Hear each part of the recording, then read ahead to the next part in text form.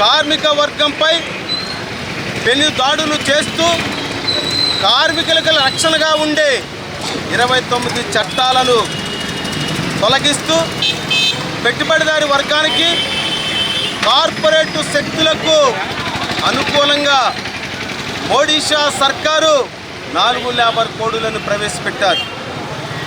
కార్మికులు అనుభవించే అనేక చట్టాలను ట్రేడ్ యూనియన్ యాక్టు, అదేవిధంగా కార్మికులు ఇండస్ట్రీలో పనిచేస్తున్నప్పుడు కానీ సంఘటిత రంగాల్లో పనిచేస్తున్నటువంటిప్పుడు కానీ అనేక హక్కుల రక్షణ కోసం ఉన్నటువంటి చట్టాలను అంచెలంచెలుగా తొలగిస్తూ 4 లేబర్ కోడ్లను ప్రవేశపెట్టారు.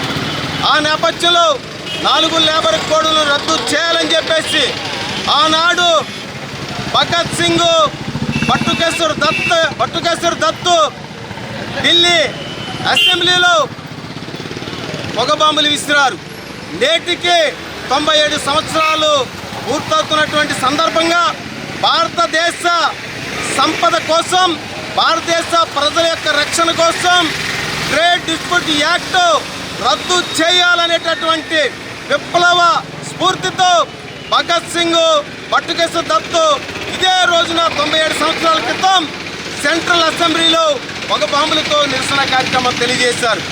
వారి యొక్క స్ఫూర్తితో భారతదేశ కార్మిక వర్గం 4 లేబర్ కోడ్లు రద్దయ్యే వరకు ఒక సమరశీల ఉద్యమాన్ని ముందుకు తీసుకెళ్లవలసిన ఆవశ్యకత ఉంది.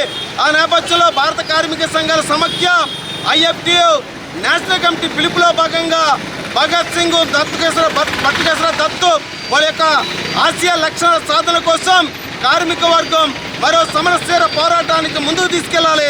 4 లేబర్ కోడ్ రద్దయ్యే వరకు సుదీర్ఘమైనటువంటి పోరాటాన్ని పట్టుమని ముందుకు తీసుకెళ్లాలనేటువంటి నేపథ్యంలో ఈరోజు ఏలూరు సెంటర్లో నిరసన ధర్నా కార్యక్రమాన్ని చేపడుతున్నాం.